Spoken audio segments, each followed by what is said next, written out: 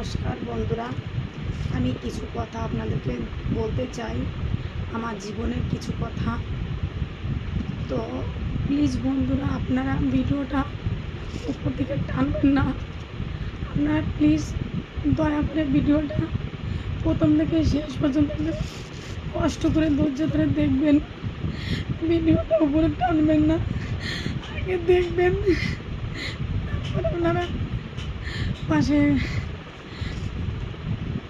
তো বন্ধুরা, আমি ডাক্তারখানায় গেছিলাম, হয়তো এর আগে একটা ভিডিও আপনারা দেখেছেন যে আমার ব্রেন টিউমার হয়েছে। টিউমারটা এই পোর্শনে হয়েছে।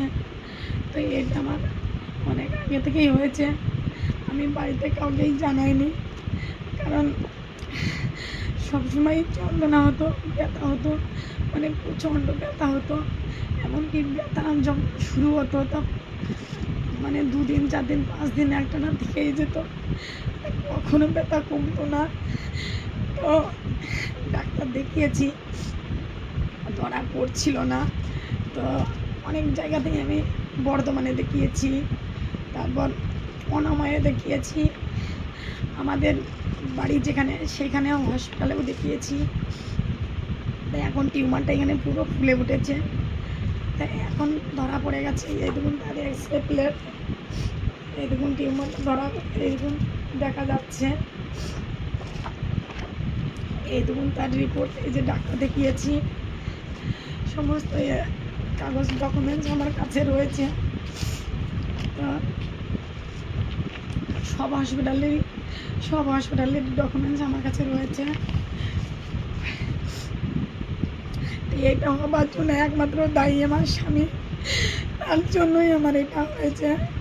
কারণ তার সঙ্গে বিয়ে হবার পর আমি কোনোদিনও সুখ পাইনি, শান্তি পাইনি, কোনোদিন পেটে খাবার পাইনি, এমনকি জামা কাপড়ও পাইনি। আমার কোনো শরীর খারাপ হলে ডাক্তার দেখানোর জন্য কোনো ওষুধ খাবার টাকা পাইনি। এমনকি বাচ্চা হয়েছে, বাচ্চাটা যে পেটে ছিল তার জন্য আমি যে ডাক্তার দেখাতে যাবো, টোটোয় করে যাব, তার জন্য কোনো আমাকে একটা টাকা দেওয়া হয়নি। এমনকি আমাকে ওষুধ খাবার জন্য কোনো টাকা দেয়নি। নানান টেনশনের ফলে আজ আমার এই পরিণতি। তাকে আমি বিয়ের পর থেকে এতটা বছর খাইয়েই গেছি, যতদিন আমি খাওয়াতে পেরেছি ততদিন আমি খুবই ভালো ছিলাম। এখন আমি খাওয়াতে পারি না, এখন আমি ভালো না। তো আপনারা বলুন, আমি আমার বাচ্চাকে খাওয়াবো, ছেলে